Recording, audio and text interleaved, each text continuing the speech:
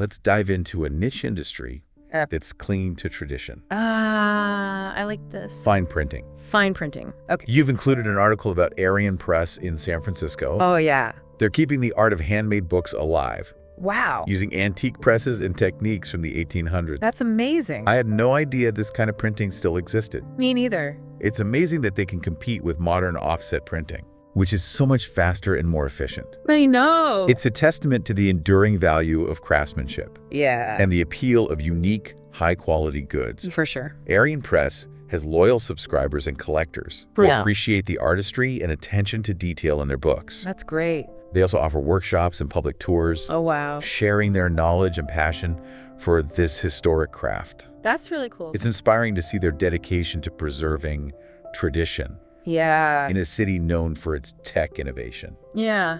That's a really nice contrast. It is. Yeah. It suggests that there's still a market for handcrafted goods, Mm-hmm. even in a digital age. Absolutely. People crave tactile experiences and a connection to the past. Yeah, I can see that. It's a refreshing counterpoint to the fast-paced, mass-produced world we live in. It is. Okay, I think we need another break to process all of this. Okay. But when we come back, we'll explore even more of your favorite, Oh, this is going to be good. and maybe least favorite, American industries. Welcome back. We've covered a lot of ground already, from the struggles of garlic farmers to the surprising resilience of Twinkies. Oh, yeah. It's been quite a journey. Now let's explore another industry Okay. that's seen its share of ups and downs. Okay. Inner-city bus travel. Inner city bus travel. Okay. You're referring to the recent bankruptcy of Megabus, right? Yeah. I mean, they were. They were a real game changer They were. when they first launched, Yeah. offering cheap fares and amenities like Wi-Fi and power outlets. Exactly. They were a hit with millennials, For sure. especially those who couldn't afford to fly or take the train. But it seems like their success was short-lived. Yeah, it really was. What factors led to their decline? Well, I think falling gas prices made driving and flying more appealing. Right. And then they faced increased competition from companies like Flixbus. Hmm. And I think there were also some safety concerns after a few high-profile accidents. Right. And then, of course, the pandemic hit, which just devastated the entire travel industry. For sure. It's a tough time to be in the bus business. Yeah. Rising costs, driver shortages, and the decline of bus terminals are all major challenges. So it seems like inner-city bus travel is at a crossroads. Yeah, I think It's like, on the one hand, it's this vital service for people in rural areas and those who can't afford other modes of transportation. Absolutely. But on the other hand, the industry is facing some serious headwinds.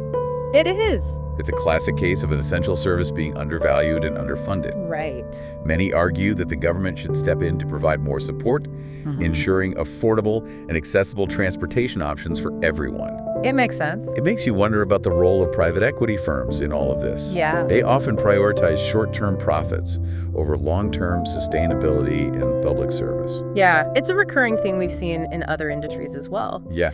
Striking that balance between profitability and social responsibility is a challenge. Sure. Now, for something a bit more stylish, Okay. let's talk about luxury hats.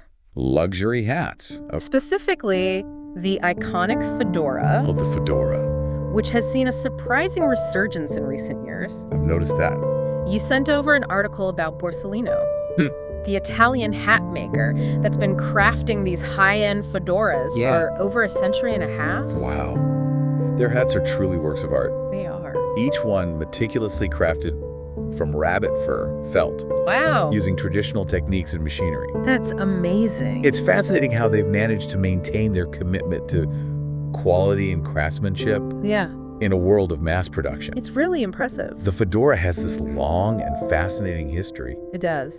evolving from a symbol of masculinity Mhm. to a fashion statement Right. and even a religious symbol. Yeah. What do you think accounts for its enduring appeal? I think it's a combination of factors. Yeah. I think the fedora has this timeless elegance that transcends trends. It's also a versatile accessory that can be dressed up or down. Right. And for some, it represents a connection to the past, Yeah. a sense of tradition and heritage. For sure. Yeah. It's interesting how the same object can hold different meanings for different people. Yeah, it really is. And speaking of tradition, Okay. the fedora has seen a resurgence in popularity within the Jewish community, Oh, yeah.